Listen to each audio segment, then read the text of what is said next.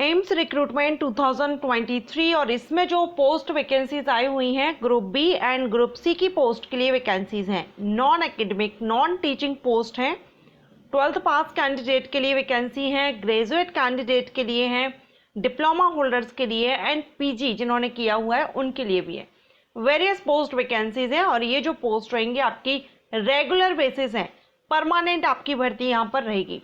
तो अगर आप इसमें इंटरेस्टेड हो, डायरेक्ट रिक्रूटमेंट है, अगर इंटरेस्टेड हैं तो आप वीडियो कंटिन्यू रखिए, एंड तक देखिए। वीडियो आपको अच्छा लगे लाइक एंड शेयर कीजिएगा। हेलो एवरीवन, मैं हूं आस्था।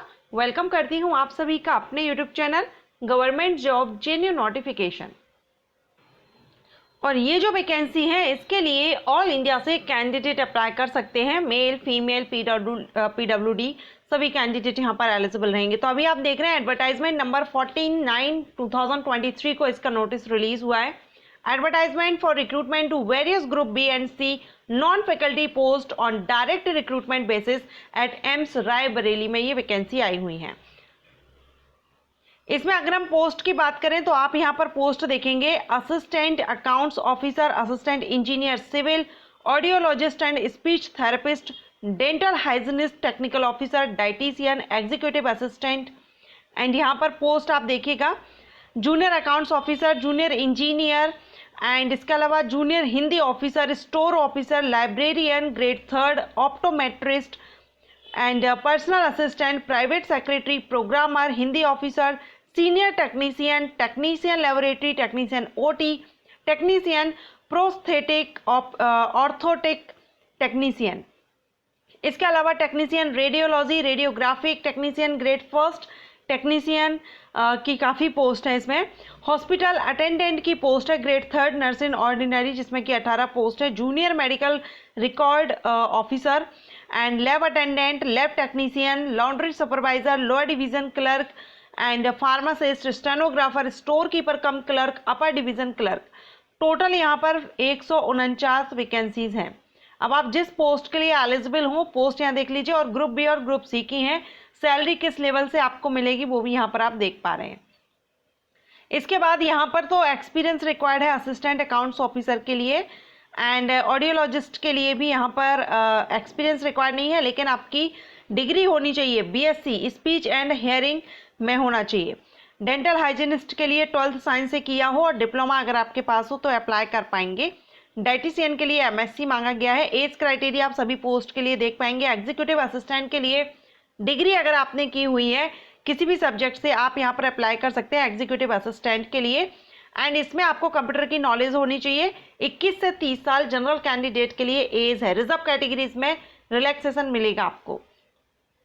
जूनियर अकाउंट्स ऑफिसर के लिए आपने कॉमर्स में ग्रेजुएट यानी कि बीकॉम अगर आपने किया हुआ है, लेकिन 2 साल का एक्सपीरियंस होना चाहिए।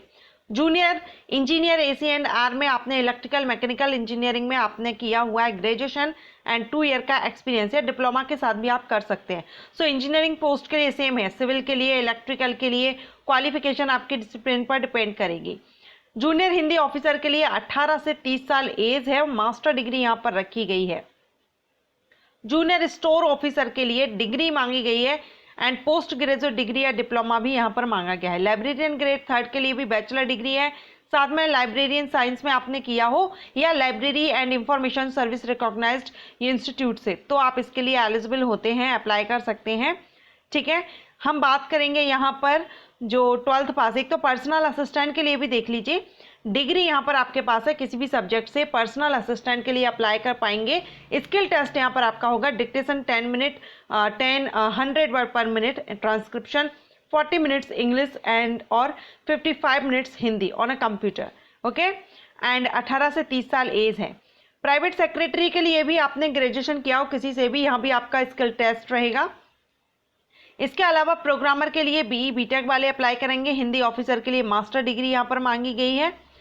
एंड सीनियर टेक्नीशियन की बहुत है, आप अलग अलग देख लीजिएगा। बीएससी आपने मेडिकल लैब टेक्नोलॉजी में की हुई हो, 5 ईयर का एक्सपीरियंस हो, ओटी में की हुई हो, या आपने बैचलर डिग्री प्रोस्थेटिक्स में की हुई हो। टेक्नीशियन रेडियोलॉजी में आपने बीएससी अगर आपने रेडियोग्राफी में किया हुआ हो, तो यहाँ पर काफ़ी वैकेंसीज हैं।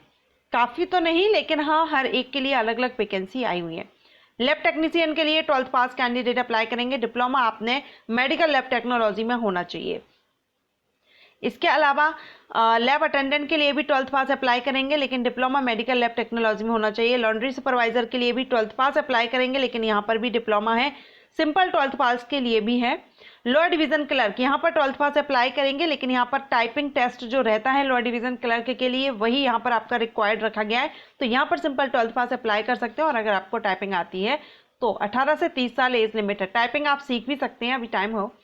एंड यहाँ पर भी 12th पास अप्लाई कर सकते हैं साइंस सब्जेक्ट से मॉर्चरी अटेंडेंट पोस्ट के लिए, तो इसमें भी आप अप्लाई कर सकते हैं। 21 से 30 साल एज लिमिट है। फार्मासिस्ट के लिए डिप्लोमा मांगा गया है। स्टेनोग्राफर के लिए भी 12th पास है, लेकिन स्टेनोग्राफी आपको आनी चाहिए, टेस्ट होगा। स्टोर कीपर के लिए ग्रेजुएट कैंडिडेट अप्लाई कर सकते हैं 1 साल के एक्सपीरियंस के साथ। अपर डिवीजन क्लर्क के लिए भी ग्रेजुएट कैंडिडेट अप्लाई कर सकते हैं। एक्सपीरियंस रिक्वायर्ड नहीं है, लेकिन स्किल टेस्ट आपका रहेगा जो कि लोअर डिवीजन क्लर्क के लिए है। सेम वही आपका यहाँ पर स्किल टेस्ट होगा। जो कट ऑफ डेट रहेगी आपकी एज की, क्वालिफिकेशन, वो आपकी अप्लाई करने की लास्ट डेट से काउंट की जाएगी। लास्ट डेट क्या है वो मैं आगे आपको बताऊंगी। एप्लीकेशन फीस आप देख लीजिए, क्योंकि एप्लीकेशन फीस यहाँ पर थोड़ा ज़्यादा है, थोड़ा नहीं बहुत ज़्यादा है। 3000 रुपये एप्लीकेशन फीस है unreserved and OBC male candidate, female candidate के लिए। SC ST EWS कैंडिडेट के लिए 1500 प्लस GST वगैरह जो चार्जेस रहेंगे वो, तो टोटल 1770, और अनरिजर्व्ड में 3540 फीस यहाँ पर आपको पे करनी होगी। तो फीस यहाँ पर ज़्यादा है, आप सोच समझ के अगर आपको लगे, क्योंकि उस हिसाब से अगर हम देखें तो पोस्ट वाइज वैकेंसी कम है। एक पोस्ट के लिए ज़्यादातर 1 से 2 ही वैकेंसी है। बहुत कम पोस्ट है जहाँ पर 18, 22, 30 इस तरह से वैकेंसी आई हुई है। तो आप अपने हिसाब से देख लीजिएगा। टेस्ट सेंटर की सिटीज़ आपको यहाँ पर दी गई हैं। ये आपके टेस्ट सेंटर, क्योंकि कंप्यूटर बेस्ड टेस्ट होगा आपका इसमें, तो ये यहाँ पर दिए गए हैं। इसके बाद एज रिलैक्सेशन का चार्ट आप यहाँ पर देख रहे हैं। आपको कैटेगरी के अनुसार यहाँ पर एज रिलैक्सेशन मिल जाएगा अगर आप इंटरेस्टेड हैं, क्योंकि मुझे नहीं लगता बहुत से कैंडिडेट्स की एप्लीकेशन फीस काफ़ी हाई है, उस हिसाब से यहाँ पर कम ही अप्लाई करेंगे। एंड यहाँ पर क्वालिफाइंग मार्क्स आप देख रहे हैं। अनरिजर्व्ड में 40% आपके रिटन टेस्ट में आना जरूरी है। OBC NCL के लिए 35, SC ST PWD के लिए 30% लाना जरूरी है। नेगेटिव मार्किंग भी यहाँ पर रहेगी, 0.25 मार्क माइनस किया जाएगा अगर रॉन्ग आंसर होता है। ओके, सो ये यहाँ पर आपके एग्जामिनेशन के बारे में बता दिया गया। इंपॉर्टेंट डेट देख लीजिए, तो 17 सितंबर से तो एप्लीकेशन स्टार्ट हो गए। लास्ट डेट 16 अक्टूबर है। इट मीन्स 16 अक्टूबर आपकी कट ऑफ डेट है, जो कि क्वालिफिकेशन और एज आपकी इसी डेट से देखी जाएगी। सो अगर आप इंटरेस्टेड हो, अप्लाई करना चाहें, तो आप भी एक बार इसका ऑफिशियल साइट पर जाकर के नोटिफिकेशन चेकआउट कर लीजिएगा। एप्लीकेशन फीस मैंने आपको बता दी। अगर आपको लगता है कि आप इतना पे कर सकते हैं तो ही आप इसमें अप्लाई कीजिए, क्योंकि पोस्ट कम है, लेकिन बहुत से कैंडिडेट होते हैं जो ये फीस भी पे करने को तैयार हैं और जॉब लेने के लिए। तो वो जरूर एक बार नोटिफिकेशन केयरफुली रीड कीजिएगा। वीडियो अच्छा लगा हो तो वीडियो को लाइक एंड शेयर कीजिएगा। Thank you.